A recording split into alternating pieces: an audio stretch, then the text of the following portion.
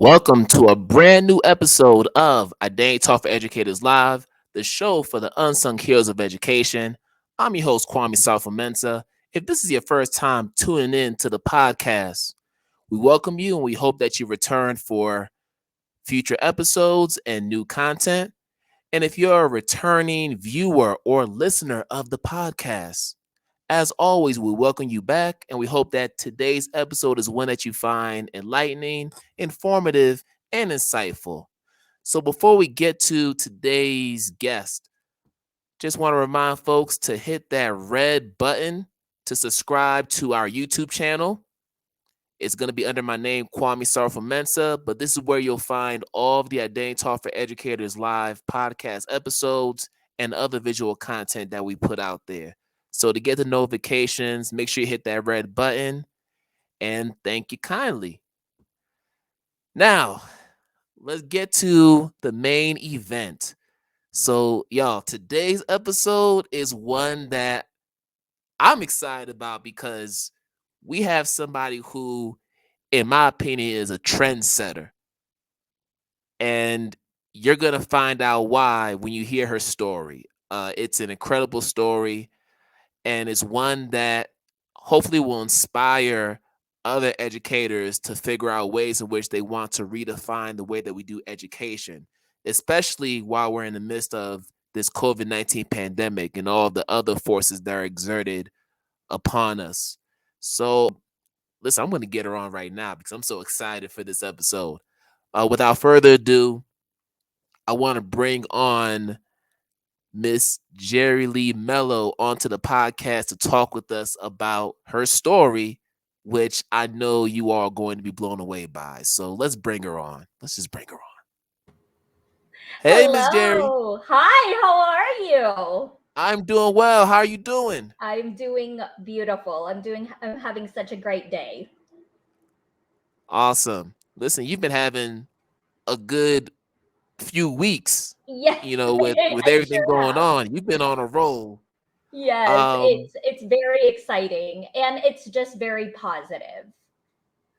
Yes, but I'm just excited to finally meet you and to have this conversation because one thing that I will say is I'm a middle school math teacher, so anything dealing with early childhood education, I can't speak much about. So I'm always interested in learning about that side and what it's like. So we've had a few come on the show to talk about that, but I'm interested in hearing your perspective. So before we get to that part, though, let's go back to the beginning. So I know that you are originally from Southern California, so you're out in Cali. Yes. Tell me about your upbringing and what ultimately brought you into the education field. Okay, so I was born and raised in Southern California. This is my hometown. This is all I really know. So finished school, and then my freshman year of right after my freshman year of college, um, I had my daughter. So I had my daughter very young, and I've always been like a multitasker. So what's funny is that I was like, okay, I'm expecting a baby. How do I continue to get units? So the first thing I could think of was like, I'm going to take a an early childhood education growth and development class. So then I can get my general ed units while learning about my baby. So as I continued learning about her, my daughter, I continued taking classes, and I was like, okay, let me apply what I'm learning in class and apply it in everyday life. And then I had my son not long after. So it kind of was like a very organic and a very personal journey into education. So yeah, that's how I got started. Wait, hold up. Yeah. So you had your daughter after your freshman year of college, Yes. Yes. and you had your son during the They're time that you were still in college, correct? yes. Yes. They're 4 years apart. So it Oh took my me a goodness. long time to finish school, but it was such like a it was such a smooth transition, really, because I was learning and applying everything. So it wasn't like this foreign concept that I had to like imagine. It was just like I can watch them grow and apply it at home and in school at the same time. So it was the most natural thing for me was to get an education, or early childhood education, I should say. Wow. Yeah. That's just amazing. And Yeah. I know that you and I are pretty much the same age. So I'm in my late 30s, Yes.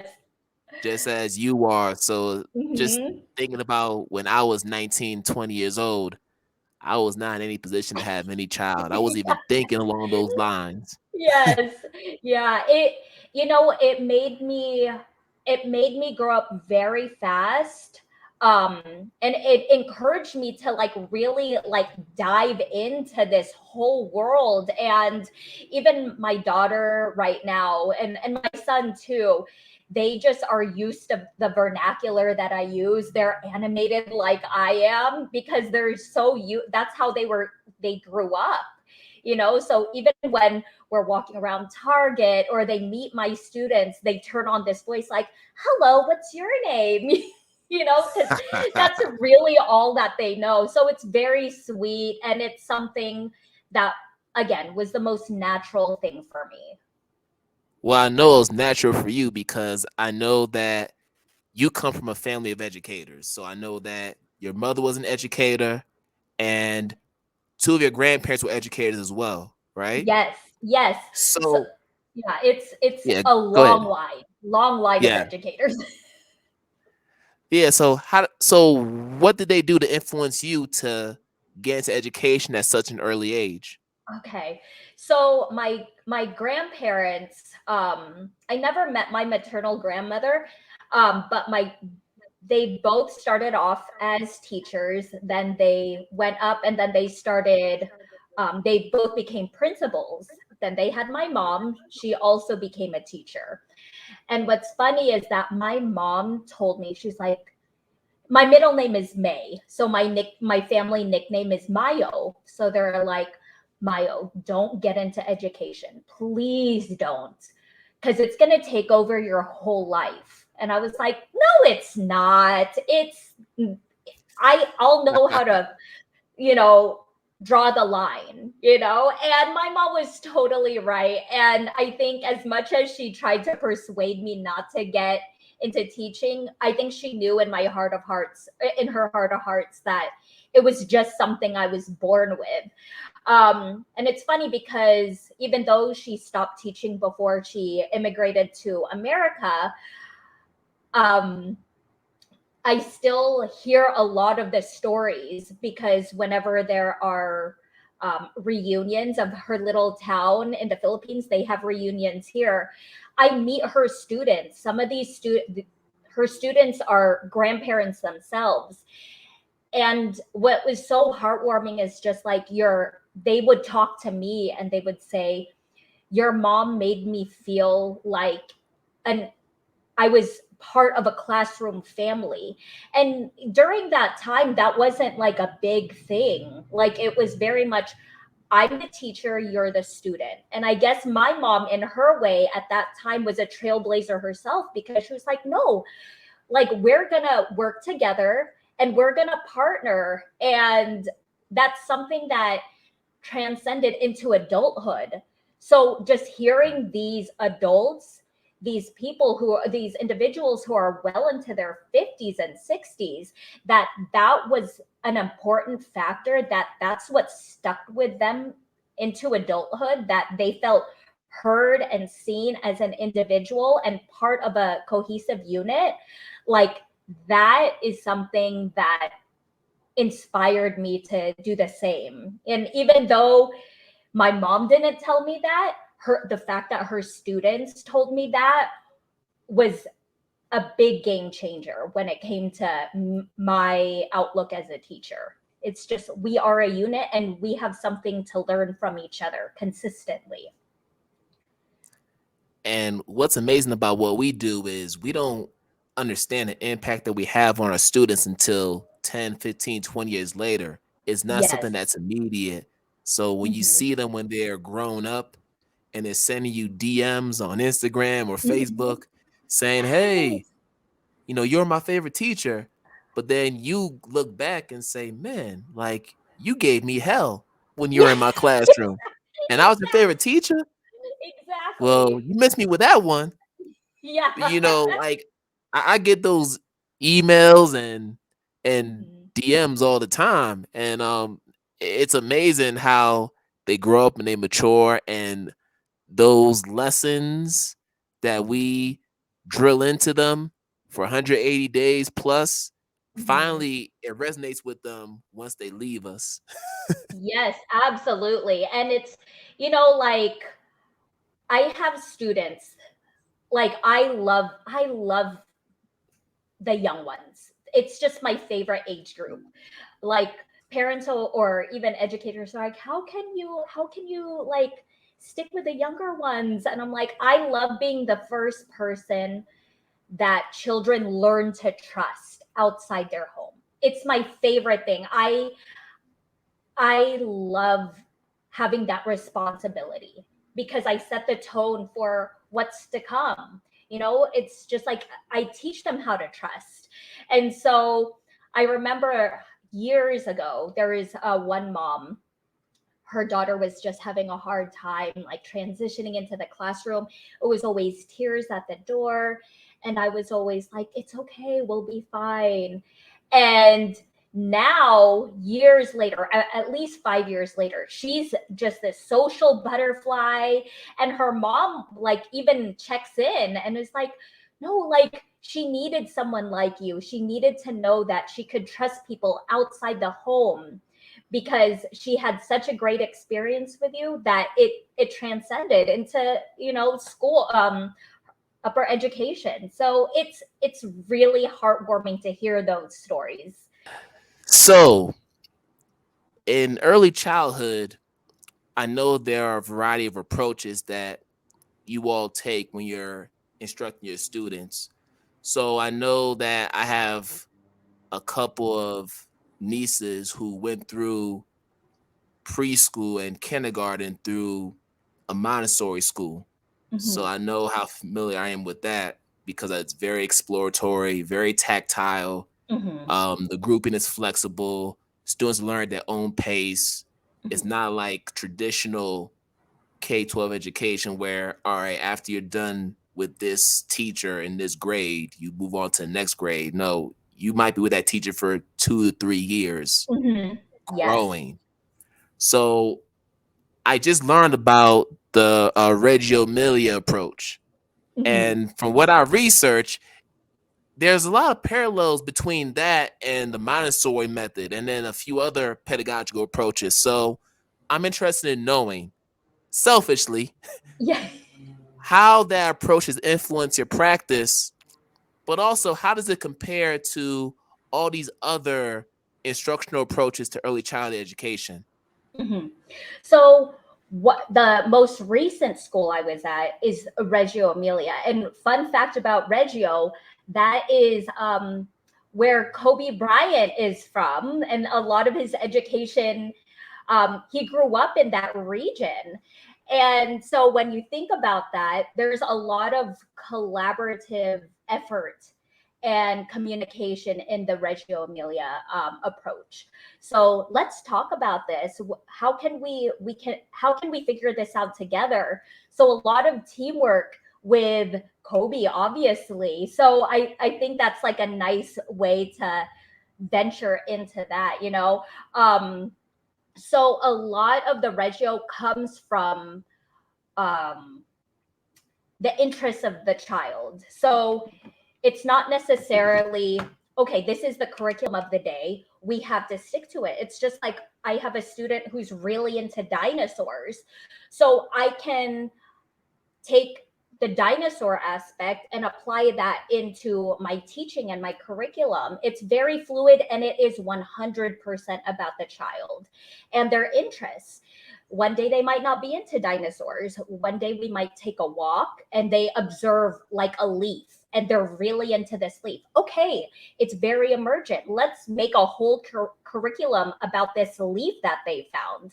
And I think that's something that's so special about Reggio, is that it's truly personalized to them and their interests. And I think that's what Gardner's like this love for learning is, because it's something that they are genuinely interested in. Now with the Montessori, I think a lot of people tend to compare Montessori versus Reggio, and there are so many parallels, because it is having your thoughts, having independence as well, and having to find that balance. What I do love about Montessori is that there are a lot of self-correcting materials. And if there's like a puzzle and there's a piece that's left over, the child is in charge of that. Like, why doesn't this fit? There's a piece left over.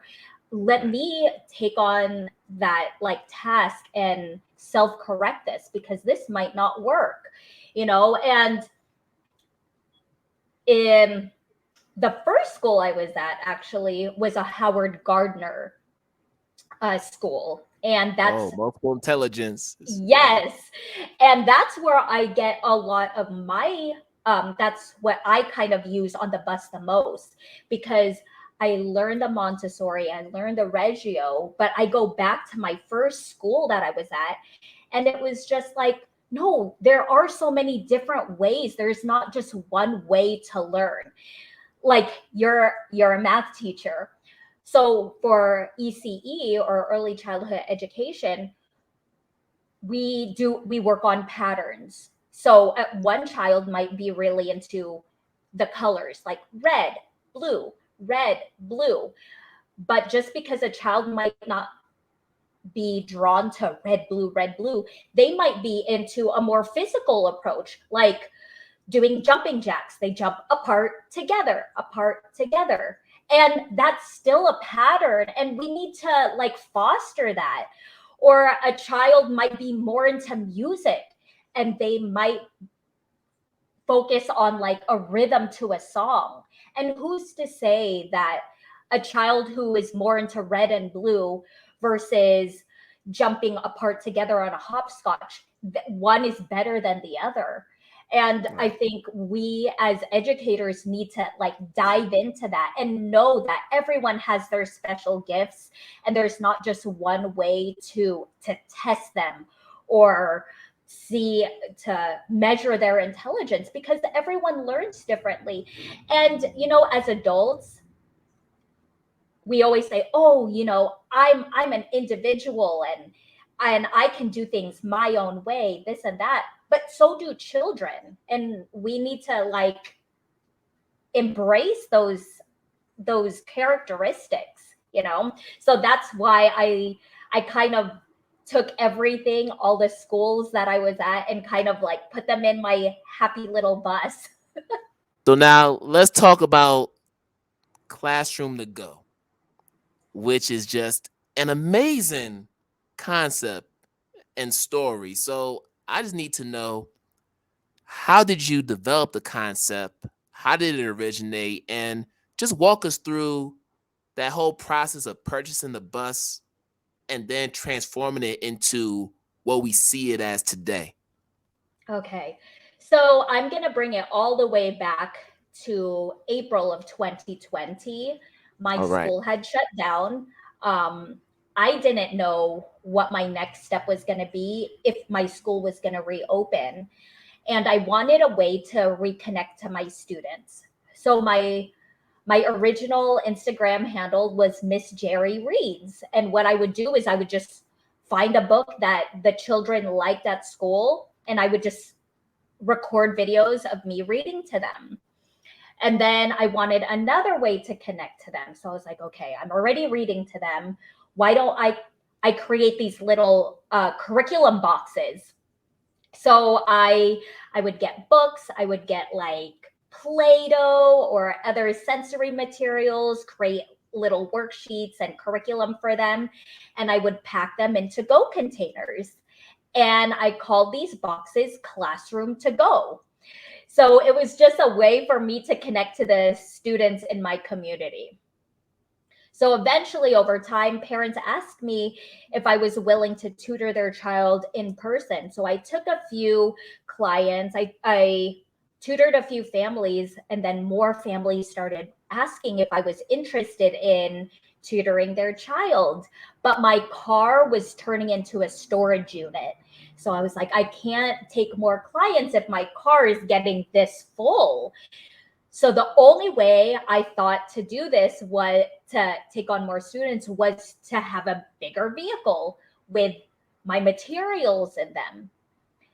And I Wow. kind of decided, why don't I have the students inside the classroom and bring a whole classroom to the doorstep instead? Because I saw food trucks continue to thrive. I saw mobile hairstylists continue to stay in business. And I saw mobile dog groomers continue to groom dogs. I was like, hold on. If these dogs can continue to get groomed, I can groom mines. I can continue this. So that's not going to stop me. So I purchased the bus. I was doing some emotional shopping on Facebook Marketplace. And I was like, instead of like going on Amazon and finding all these things, I was like, you know what? I'm going to search for a bus.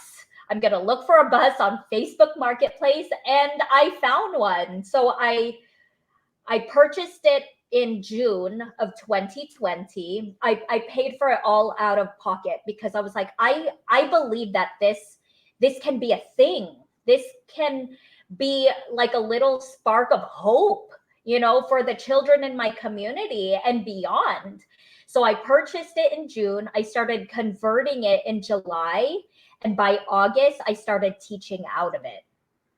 And it was just one of those things I really believed in. So from not knowing what I was going to do in April to August, I was like teaching out of this bus. It was just, I just know that I was meant to do something just literally out of the box. And I did it. I took a chance on myself, and because I believe I had something to give that was beyond four walls. So Wow. yeah, it was very exciting. So it started off, it was just a plain white bus. I just had a local carpenter. I was like, can you just put some benches in there, close the little handicap access, close that off, make a bench for me, a storage unit. And a lot of the things that I put on the bus were materials that I never got to utilize at my old schools because they kind of didn't complement the school itself. So I was like, okay, let me just put these in my storage unit. But then I was like, I really got to evolve as a teacher because I got to use the materials I never got to use before in an environment that is truly me. Um, Right. so in October, Brittany, the superhero teacher, she posted, Yep. she does amazing makeovers. She's awesome. She really is. She posted that she was taking applications for a classroom makeover. And I was like, okay, I only have 8 families that are currently enrolled. But I messaged all the families. I said, I know this is a long shot. Would you be willing to nominate me for this makeover? It's just me and my bus. What are the chances? What could hurt? And again, I took a chance, and February of 2021, her and her team flew out and made the bus what it is today. And it was just 100% what I wanted. Like, I just needed a safe haven where everyone felt represented in some way, shape, or form. And that's what that's what she gave me. And that's what she gave to my students, just like a sense of hope. And what I love about the bus beyond that is that there on the front of the bus it says dream. And so wherever I drive, it's just this sign that says dream, and it really is a dream come true, to be able to bring hope down the street. So it was very exciting, very fast, but very exciting. Wow. So when you're describing this process, I'm thinking to myself, that had to have been very expensive. Yeah, From buying the bus to getting the renovations done. So I'm wondering, during this process, did you ever take out any loans from a bank, or were you given any grants, or was it just totally out of pocket? it was 100% out of pocket. Wow. Yeah. Yeah, it was 100% out of pocket. And I think I use this analogy. It's if you draw a triangle and you have one corner that says cheap, one corner that says high quality, and one that's fast, right? I I needed something fast, so that needed to be it. The I had a budget, but it wasn't a very high budget, so it was cheap, right? So the Okay. quality wasn't all there. So how it looked now is not how it looked before. It was just a plain bus. It wasn't painted or anything. It was just something that I could get to make it a safe haven for my students.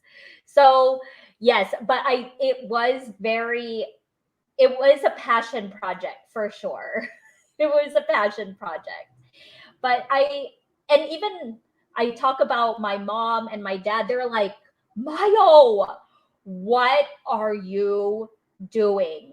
You have a job. You have a job. When the school opens, you can always go back. But I was like, no, I have a feeling this is gonna be something amazing. And I'm so glad I did. And it just goes to show the type of person I am. My mom told me not to get into education. What do? Get into education. They tell me not to buy a bus. What did I do? I bought a bus. And it just goes to show you really have to believe in yourself. You have to have a clear vision and just stick to your gut and what you feel is right in your heart. And I'm glad I did. Wow. And you really took a chance on yourself. You really did. Yes. And the risk paid off in Yes. many, many ways. Yes. So the design, we have to talk about the design for a second, because I love it. I just love it. And I could tell that you're really into 70s culture, right? Oh, Because yes. I see you with I the love bill. it. You have the bell bottoms on. Yeah. You got that vibe. It looked like a Scooby Doo bus. Yes. After it was all said and done, just real groovy. So, tell me about the creative process. Did you have a say in how you wanted this design to be for the bus? Okay. So one thing about my parents, going back to my parents, they immigrated in the 60s, 70s. And the best way for them to connect to the American culture is music. So for me, I grew up with a lot of Earth, Wind, and Fire. So that is Wow. 100% me. I just, so when you said the reasons, I was like, woo, I was like, okay, this is the reason, is because like, it's like an homage to my family too. So when I told Brittany out, she was like, what is your vision for the bus? And I was like, you know what? I want it to be a family, like a family road trip through the 70s, just a family unit for us to travel together through the 70s. And I kind of left it at that. And I couldn't have picked a more perfect image or visual to represent that, because it is just like this hope. It's this bus of hope and dreams. And yeah, very, very much an extension of me, for sure. Wow. And I'm going to go ahead and just share with our viewers just a few pics of the bus so they can actually see what it looks like. So I'm on the Classroom to Go website right now, Yes. and you can actually see the interior. Like, look at this, y'all. Look at this. This is just amazing. Um, and then I'm gonna go ahead and just you can actually see some of the children in action as well. Oh, yeah, there they are. That was actually Yeah. the day I revealed it to them. I showed them Oh, the, yeah, so it was the first time that they ever step foot on that bus. And just there's a video that I have of them walking onto the bus, and just their face, like their face and that sense of wonder just took over. And that's my why, is to consistently have that sense of wonder and question and enchantment, you know. So it's a very special moment that I'm glad a parent shared with me, that I just can't put into wow. words. It's my favorite video ever. Wow. Ooh, but Yeah. it's just amazing. I'm just blown away. So, as you were going through this process of getting this bus to where it is, what was the most challenging part about the process of going from the traditional classroom, losing your job, to Mhm. ultimately becoming a full-time entrepreneur? The most challenging part, what's funny is that you would think it would be driving the bus, but I actually worked in after school care 1 year, and I learned how to drive a bus there. So I was solid on that. Ah, cool. But yeah, the one thing that was really challenging was getting insurance to drive the bus, Oh, surprisingly, because insurance companies, they were like, wait, you have a bus, but you're not driving students, but it's a classroom. So how are you teaching kids if you're not picking them up? I was like, wait, like it's an empty bus, but there's the kids can go on the bus. So having to explain the concept of this classroom to go to insurance companies when they haven't heard anything like it was the most challenging part, because it was like, how do you explain something that really doesn't exist? How do I get an insurance company to trust that I'm staying safe? How do I get them to insure me? So that was the most challenging part of just starting the whole process. Yeah, for sure, that much. And then later on, once I got insured, the most challenging part was was getting people to understand what I do, mm, because it doesn't exist. How do I explain to parents that we're going out, we're teaching at a park, we're teaching in a driveway, we're teaching at a bookstore? How do I explain that concept when no one's done it before? um, but luckily I had a group of parents that just decided, you know what, I trust Jerry, I trust her instinct, and I love that she has a passion for what she does, and we're just going to go with it. So that was my driving force at the beginning, for sure. It still is. um just knowing that there are parents who just took a chance on me, and I thank them for that, for sure. wow.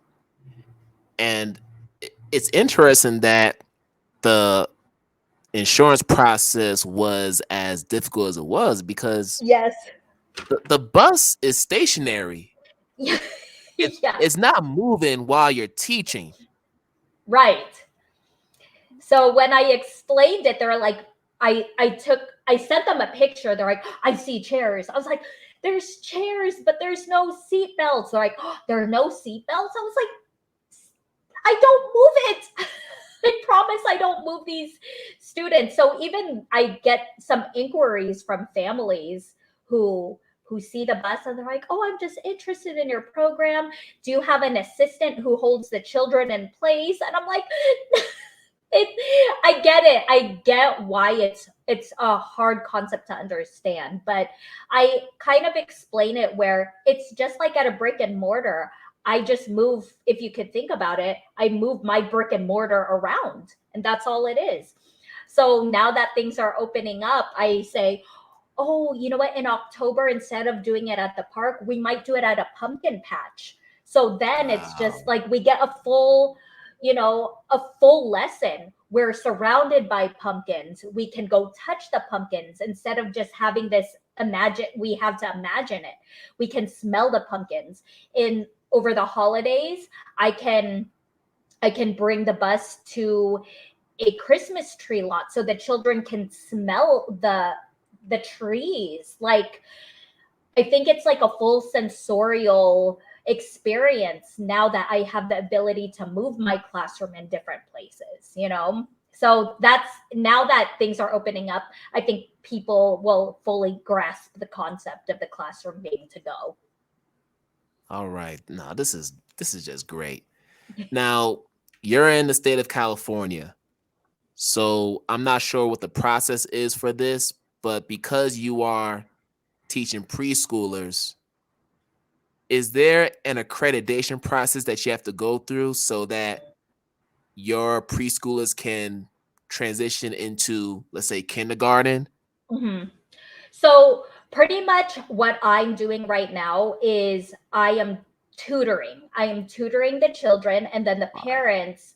Yes, that's how I kind of like made this program work for me. Okay. Um, so I'm tutoring the children.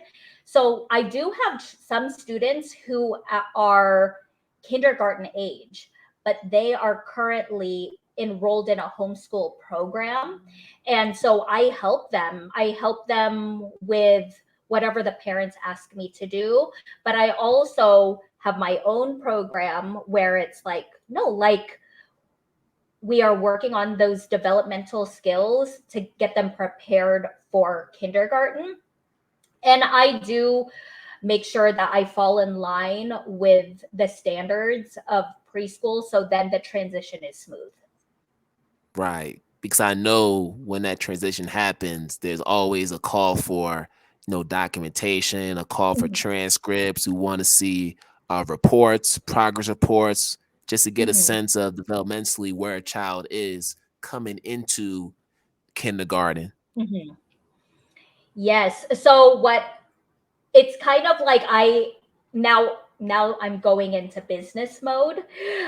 When I get into business mode, I'm like, okay, let's like fine tune here, let's fine tune there. So in the state of California, if the child is only comes to the sorry, a tutor can technically be a homeschool teacher if they are under if they teach 175 days per calendar year for more than 3 hours. Okay. So, yes, so it's a very like fine line. So for me, when I made my program, I made it 2.5 hours and it's less than 175. So then I'm like, okay, if you want to homeschool, you I can't be the person to solely be responsible for that. You have to, so I kind of like, I had to make sure that if we were going to do this, if I was going to venture into the older students, I had to make sure that this is a collaborative effort amongst me and the parents, because that's ideally what I want, is to have a classroom family and we're here to help each other out. So yes, I got into business mode right there. Very smart. Very Yeah. smart move. Impressive. Yes. So your students who are enrolled in your program are fortunate to get this phenomenal learning experience, but I'm sure you know that there are a lot of childcare centers and home-based providers that have been closed as a result Mhm. of COVID-19. So I want to get your opinion on this. In what ways do you believe that the pandemic has impacted early childhood educators and students in general?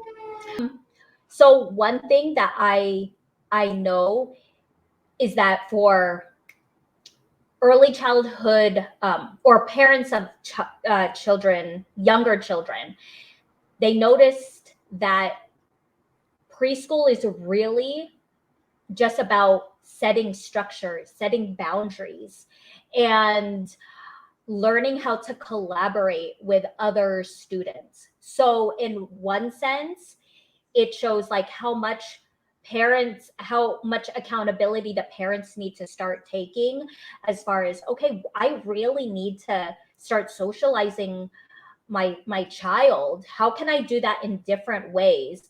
In a sense, maybe that's probably why a lot of um, childcare centers closes, because I think parents started realizing that. In a sense, I think for those parents who aren't able to facilitate that, they're realizing how much work early childhood educators do to set the tone for future learning. Um, and I think COVID-19 has started putting preschool teachers on the map. We were always seen as babysitters, only as babysitters, Yes. glorified babysitters. And they're seeing how important we are. And a lot of times, even in teachergram, we're not really talked about. It's always K through 12. You know, and it's just like, oh, like we're important too. And so I think parents and educators alike who aren't in the ECE field, they're starting to see how important we are in the development of children. And it's a shame that it took a pandemic for parents and other stakeholders to realize that. I had Key Gross on the show, so shout out to Woke Kindergarten. They are Yes, awesome. yes. So they told me that the whole system is just messed up Yeah. for early childhood. Mm-hmm. Their exact words were, "The system is trash Yes. because of the pay, because Mm-hmm. of the lack of recognition Mm-hmm. for the training that you all have to do to prepare for this role, and a whole bunch of other factors." Mm-hmm. So I'm just glad that now people are starting to recognize, and the pandemic is shedding a light on Mm-hmm. the amount of work that you all do to get students prepared for that next level. Yes. Yes. It's to take a step back. We think about how often we put like an emphasis on K through 12. And it's just like going back to what I talked about earlier. We set the tone. We set the tone for all of that. We set a sense of, what's the word? Confidence. Confidence, be your true self, very early on. And Right. it's exciting. We take that, and for those in the field, we take that role very seriously. And for us to be like just called a babysitter, not that there's anything wrong with being a babysitter, but for us to be a glorified babysitter is just like, well, okay, so now we're just going to do our own thing now. Right. And if you're a glorified babysitter, it sends a message that anybody can do this job. Mm-hmm. Mm-hmm. We're just babysitting. We're Yeah. not doing anything, super rigorous. You don't Mm-hmm. need a whole lot of education to babysit. You just gotta Yes. watch them for a few Yes. hours. Yes. That's Right. it. Mm-hmm. It's just, ugh. Yes. I know it's cringe worthy. It just Yes. makes you I was like, want how do I say this? to. That's it. Yeah. So I have one more question before we get to the lightning round. Yes. So there's been a lot of talk about anti-racism and intersectionality and all these different themes in our education circles. I'm interested in knowing from an early childhood perspective, how do educators integrate these themes of social justice and gender equity and intersectionality into the curriculum and just overall instructional practice? Because that's something that's been talked about a lot more Yeah. often these days. I think what it is that in the past, educators have always waited till a certain time to bring it up. We wait till, here in the States, we wait till November to talk about Native Americans. We wait till, certain times of the year to talk about certain people who helped the create the foundations of our nation. But the thing is like we wait. It's consistently a waiting thing. But when it's integrated into our everyday vernacular, it becomes organic and it's not taboo and it doesn't make things hard. Like for me, for example, I'm Filipino. I never had a Filipino teacher. I never had any dolls or books that look like me because that I maybe the teachers that I grew up with just never thought that was important. So I always felt like there was something wrong. I didn't belong because there was nothing that represented me. I couldn't there were no dolls that looked like me, so on and so forth. So there isn't always going to be a doll that 100% looks like you, but we can have dialogue every day. We can talk Right. when we color, even though we're coloring a rainbow.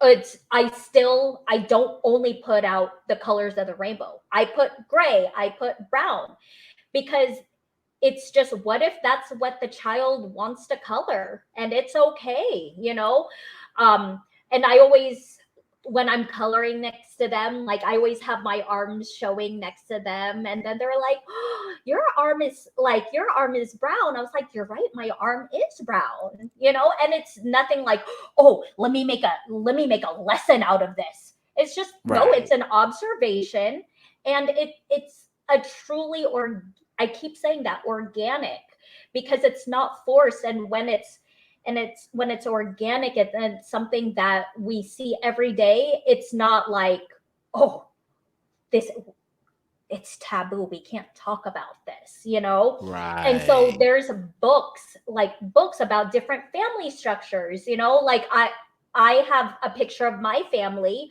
on my bus, and it's just me and my two kids, and there is no dad in the picture, but the children see that, and that's just Miss Jerry's family. Right. So and so's family is just looks like that, and that's okay. And it's integrated in every day, and it's not something that's pushed under the rug. It's just an everyday thing. And I think that's what's important. We don't wait till something terrible happens. We don't wait till someone says something that we shouldn't say. We're going to talk about it, and it's perfectly fine. And I think that's the right approach to take.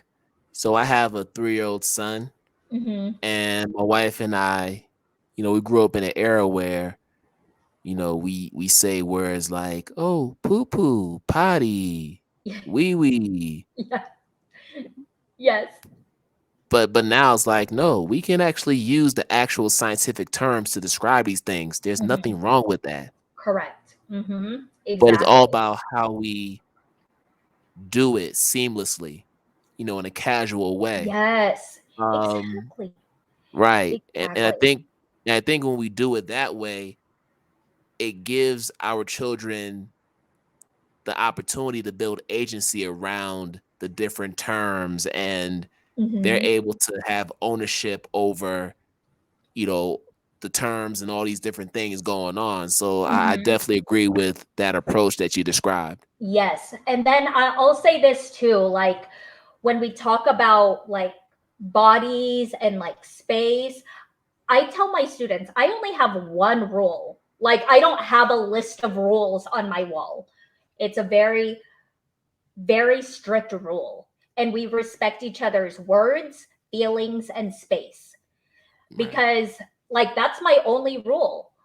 And just like, what, like that's your one rule? I was like, yes, because that can be applied a lifetime.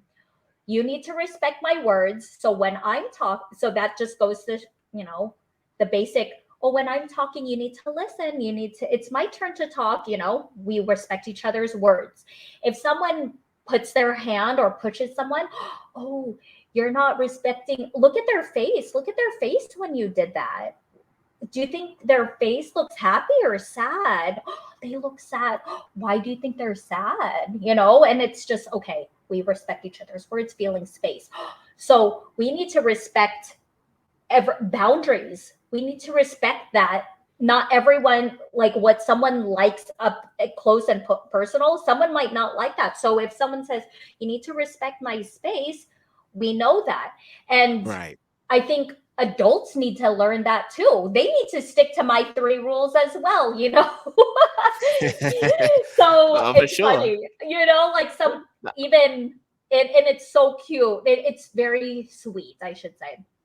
It's very sweet that the children, like if they're like too close, they put their hands up. They're like, respect my space, respect my space, respect my space. And they know because they're like, oh, and then they'll say, I'll respect your body, you know, because it's just like, I'm sorry, I'll respect your body. And it's just, you're just not, they're touching my arm. It's just like, no, you are a whole person and I'm going to respect your whole self, you know? And that's like one thing that I want children to like leave with is just having respect for each other's words, feelings, and space.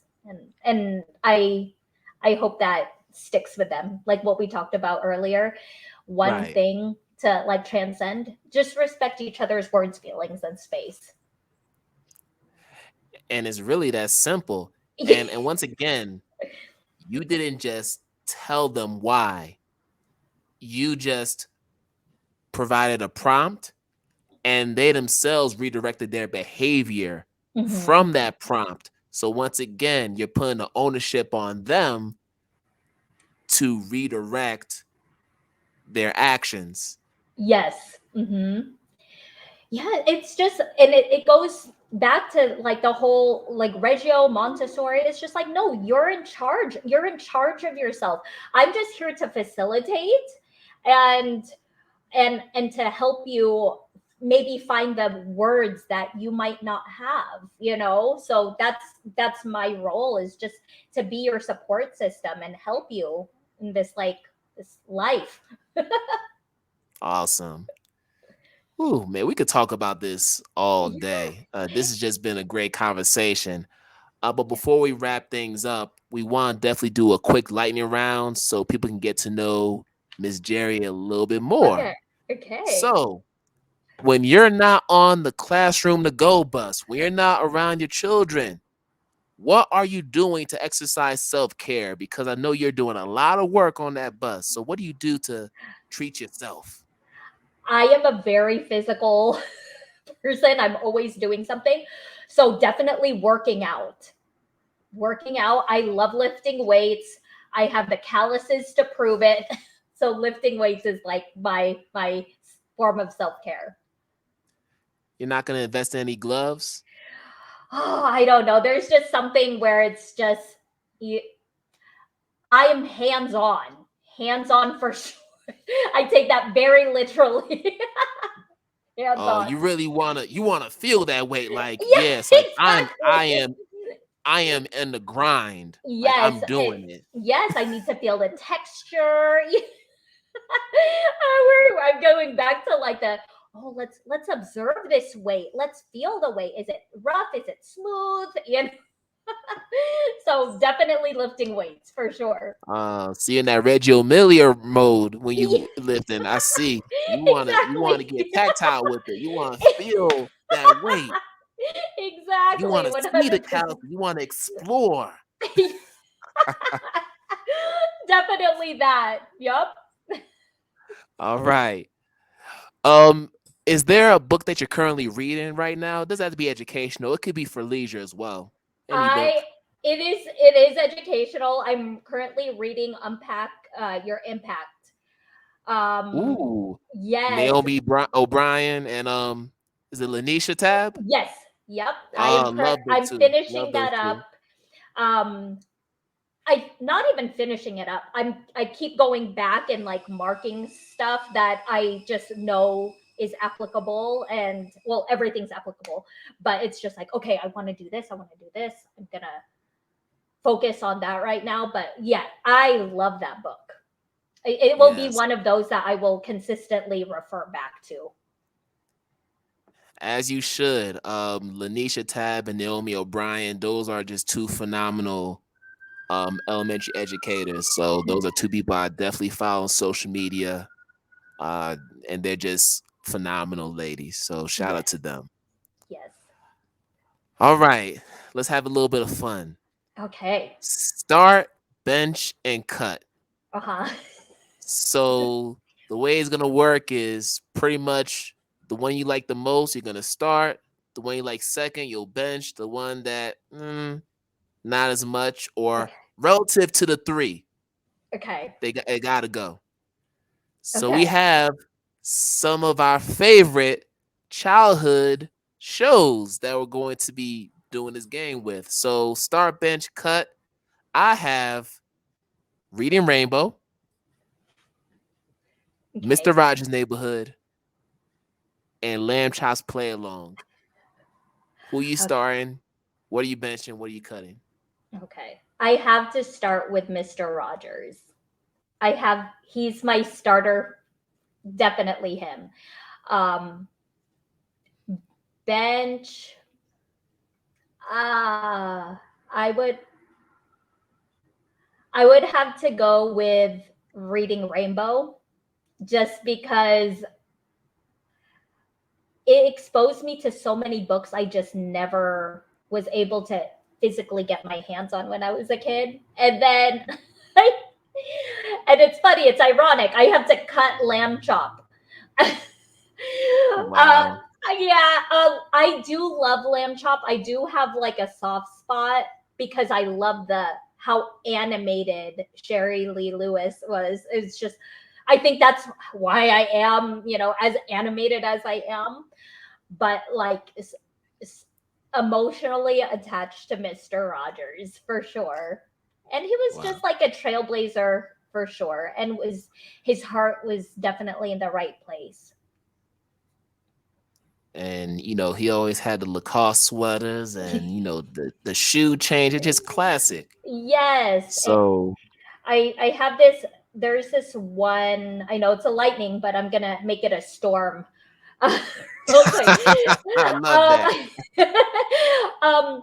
one thing that is so heartwarming, he had those fish, and there's a story where he says like, oh, I'm feeding the fish, and even though he was physically doing it, he said it because I guess he did that for the children or the viewers who weren't able to see.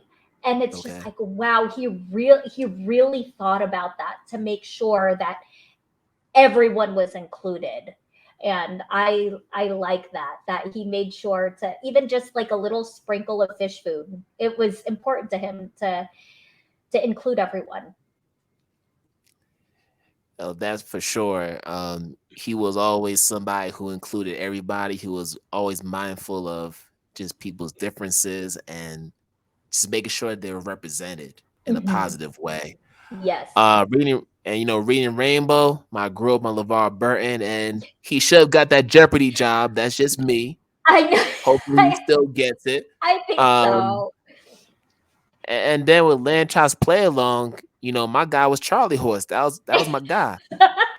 And I used to sing the song. I think it's "This is the song Song that that doesn't end, well it yes, goes it goes on on and and on, on, my my friend. friend." Some Some people people started started singing it singing now, it, not knowing not what it knowing what it was, was, and they'll and they'll continue continue singing singing it it forever forever just just because. because this is the song. And then Sherry would be like, "Okay, okay, all done, all done," and then they continue singing in in the Right. background. But wasn't there a part where Charlie Horse was continuing to sing and then Cher's like, "Charlie Horse, stop!" Something Yeah, like that. yeah, My but I memory's fuzzy. yes, and he had the hat on and Right. everything. Yes. It was such a good show. And what's funny is that I have a lot of puppets on the bus and I channel my lamb chop play along is because I just Uh, really was all about that. I was an only child. I'm an only child, so it's just like this was my family. This was my TV family, you know. So it wow. was good times. They You don't know make what? shows like that anymore. They don't. They really don't. I feel like kids are missing out on just great shows these days. Even Mm-mm. Saturdays, we used to see a whole bunch of cartoons. Yes. Mm-hmm. Yeah. Not anymore. Not Saturdays are anymore. just different. It is. You It's know. YouTube. It's just like, oh, I'll just look it up on YouTube. It's fine. I was like, no, it's the anticipation for Saturday morning. I got my sugar cereal. It was like a whole process. It was a Yes, process. it was. Yes, it was.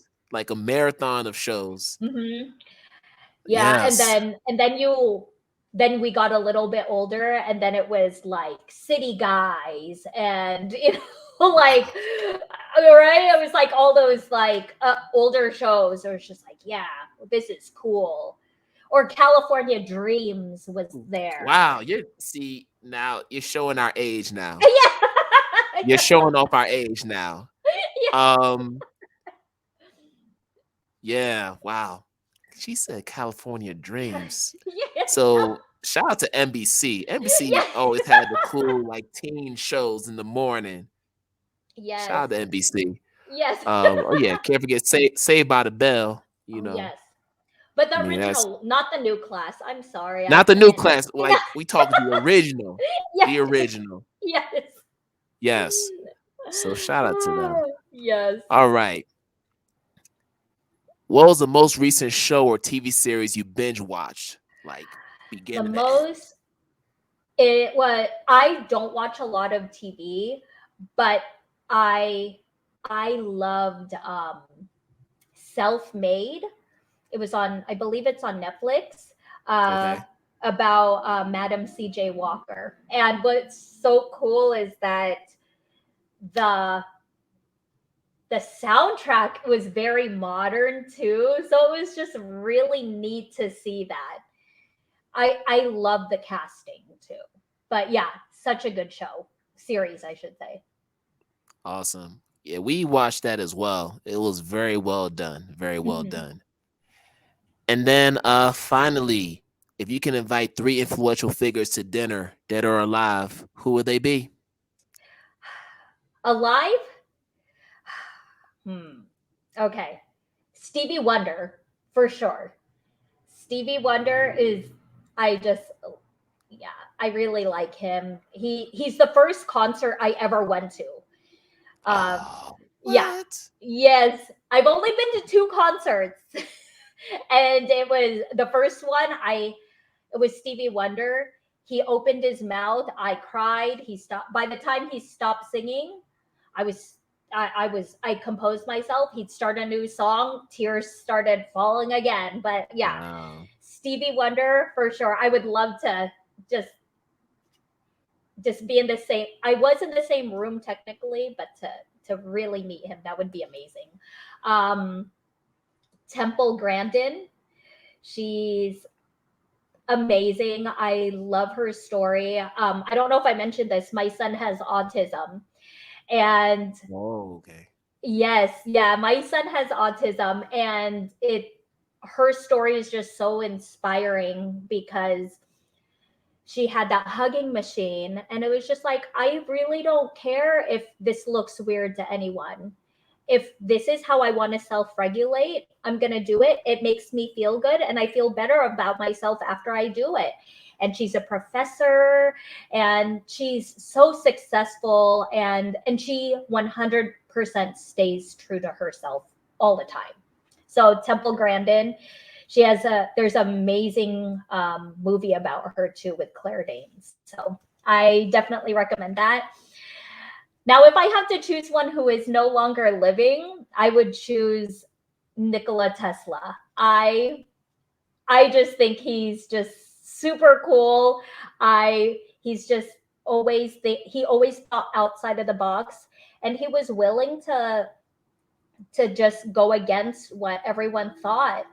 And he didn't get the recognition that he got at the time, but Mm-hmm. now everyone's like loving his cars, loving everything about him, you know. So I would choose Tesla for sure. He just definitely before his time. He was out before his time for sure. Wow, that is the most diverse dinner table we've probably had on this podcast to date. It would Quick be question very about Stevie interesting. Wonder: Yes.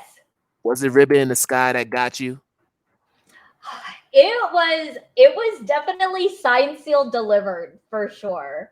Really? Yeah, signed sealed delivered is probably my favorite song ever. Just from the time he starts, he's like, ah! And I'm like, ah! I just or Sir Duke, probably maybe Sir Duke too. Yeah, because I'm thinking about just the tear jerkers. I know, Yeah. Ribbon in the Sky gets people. Yes. Um, I think always, as always, that gets people. Cause like, dun, dun, dun, dun, he gets in. He gets in. I who else do there's and then of course isn't she lovely? Isn't Oh she, yeah, it's just yeah. that's the song. But yeah, the who was who came out when it was at the when I was at the concert, Esperanza Spalding was there. They did a Oh, duet together. Yeah, it was just like, oh man. Who else came out? Lenny Kravitz was there. It was just mm, like, oh my gosh, I'm just so happy. And it just shows how timeless he is, for him to like go from Lenny Kravitz and then like with Esperanza Spalding, and like it was just like such a beautiful duet with her instruments, it was wonderful. yeah. Whew. For that to be one of only two concerts you attended, that was a treat. You Yes. lucked out big Yes. time. You definitely lucked Yeah, out. it was great. All these legends. Whew. So Jerry, thank you so much for coming on the podcast. This was just an awesome conversation. Thank you Wish for we had more having me. time to keep on going. Wish we had more time. But Yes. before you go, please let people know how they can connect with you on social media and support the work you're doing with Classroom to Go. So you can find me on Instagram at the classroom to go. You can also find me on my website. It's Miss Jerry MISSJ as in John ERI.com. So missjerry.com, and you can learn all about the bus. You can learn about the travels I take and everywhere I take the bus, and all the what I hope will be more adventures. And you are a trendsetter.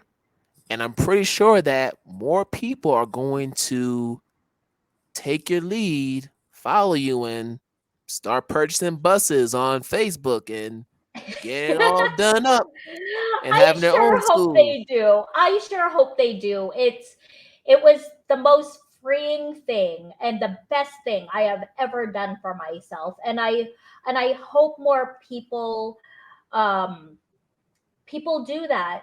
They don't need necessarily an educator doesn't need four walls to to teach. You can teach. The pandemic just shows us that you can go beyond the four walls. You can teach anywhere, and as long as you have that passion, you can do it for sure. And I think that is the best way to end this conversation. Ooh, Yes. Jerry, thank you so much. And enjoy the rest of the day. Sending all my love to your family. Thank you. You too. Thank you for having me. Yes. All right, people. So we're about to end another phenomenal episode of I Date Talk for Educators Live. And as always, I wish you all a good morning, good afternoon, good night, wherever you are in the world. And we're going to do this again another time. Peace out, everybody.